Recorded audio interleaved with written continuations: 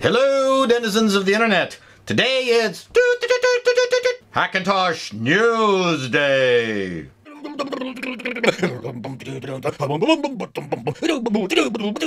Welcome to Hackintosh News. Very exciting times for the Hackintoshing community. Lots of news out there on TonyMacX86.com.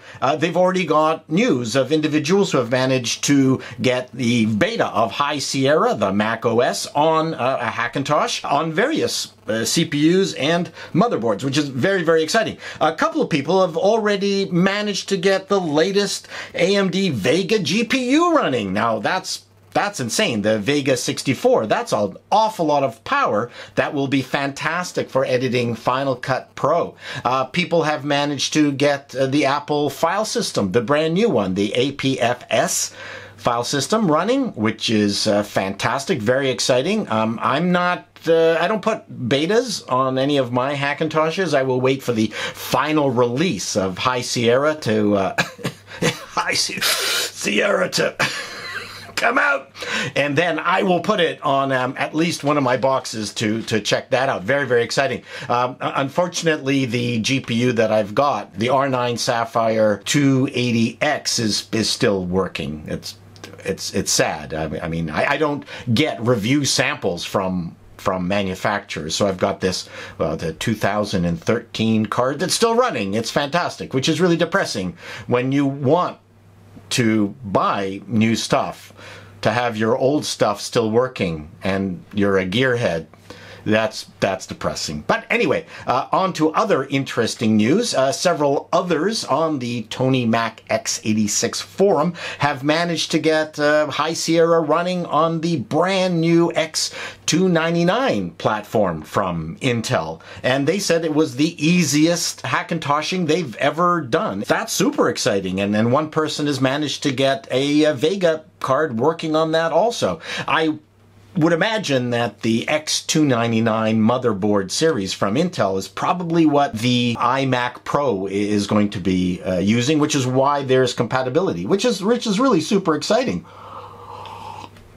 Although I'm a bit confused with what Intel is doing with this whole line of CPUs. Obviously, they're feeling the heat from AMD and their Ryzen series and now their Threadripper series. And it looks like that Intel is just thrown all the SHIT to the wall just to see what sticks, and it's very, very confusing. So yeah, it's really fantastic for the Hackintosh community that we've got the 200 series motherboards working. That's really cool. That's now the standard in the community, and we can get those working on a fairly consistent basis without an awful lot of grief. But now Intel has moved over to the X299 motherboard, and as crazy as it sounds, in the 200 series motherboards, the Kaby Lake processors are king, and the Skylake processors, which are, I guess,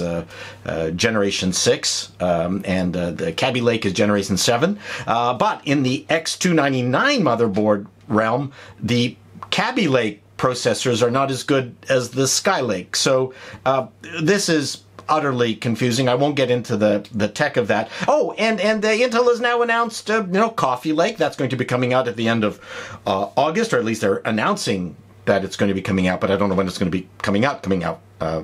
But they're announcing the announcing, right? Okay. I hope that makes sense to you. And then they've already announced Ice Lake or Icy Lake, or something like that. And these are supposed to be, multi-core CPUs to take on the AMD Ryzen Threadripper competition that has suddenly, come out of nowhere for them. They didn't see this coming, and it's just such an unbelievable surprise. But it's all good news for the Hackintosh community, right? I mean, if Intel makes better processors and makes them cheaper, then who cares, right? I mean, that's all we want, is a good product to be able to do our stuff. The Coffee Lake processors are going to be 6-core, 12 threads on the high end, and 6-core 6 threads in the middle, and I don't know what the thread count is down at the bottom. But we won't be able to use the 200 series motherboards. We're going to have to then move to the 300 series motherboards, which is kind of a drag. I mean, AMD has promised that their AM4 motherboards are going to be compatible with whatever processor iterations that they're making all the way to 2020, which I think is really, really nice. I think Intel has gone insane. Many of us in the Hackintosh community are really wondering whether we can get the Ryzens and the Threadrippers running on Hackintosh. And, you know, it's something that I've kind of avoided with the FX series because, I mean, who cares? It was a lot of work and I don't know what kind of game there was. But, I mean, if you could get a Threadripper on a Hackintosh, 16 cores, 32 threads, I mean, that would be absolutely insane, I think. I don't even know whether the Mac OS can handle that. But that's something somebody, I think, out there will try, and they'll figure it out. And people are now successfully getting the Ryzen processors to work with the Hackintosh. I haven't tried one. I'm looking forward to it. It looks like it's getting easier and easier to do, and to mate an AMD Ryzen processor with an AMD graphics card, that would be absolutely fantastic. Now, one of the things with these processors, at least the AMD ones, is no one's really providing any kind of benchmarks out there, and in most cases, no one is giving Final Cut Pro benchmarks out there. And I would like to know what the Final Pro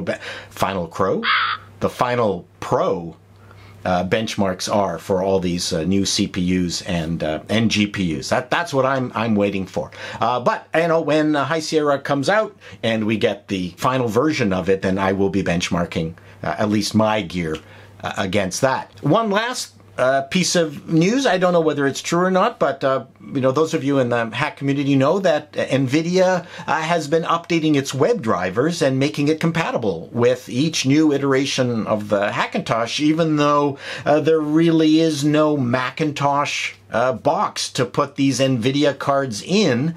I think Apple is a bit annoyed at NVIDIA, and I heard that there's a bit of a tiff between NVIDIA and Apple. I don't know whether Apple has asked NVIDIA to stop upgrading their web drivers so those of us in the Hackintosh community can make the NVIDIA cards work with the you know, with each new Apple OS, but I don't care as long as they keep doing it. So you know, thank you, NVIDIA. You've been fantastic to the Hackintosh community, and to be quite frank, even to the people who are running older versions of Mac Pros pre 2013 Trashintoshes.